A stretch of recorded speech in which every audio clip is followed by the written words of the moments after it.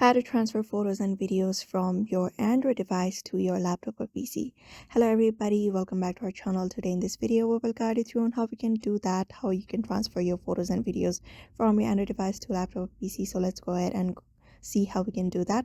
But before that, don't forget to hit that like, share and subscribe icon, and you may also turn on the notification bells to get updated about latest videos. So head over to the file manager. After that, you may just go ahead and look for your device after you have connected your device with a USB cable successfully. After that, you're just gonna go ahead to your internal storage where your photos and videos are available. You may just select the photo or video that you wanna transfer from your device to your laptop or PC. So you may just head over to any of the file or folder from where you want to transfer it. So here, let's say this is the picture I want to transfer.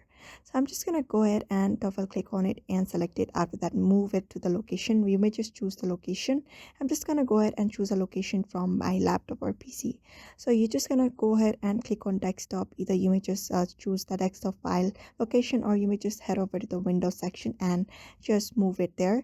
I'm just going to go ahead and look for the Windows section, or I'm just going to directly put it to pictures file here on my laptop directly. So I'm just going to move it. You can directly move it like that as well.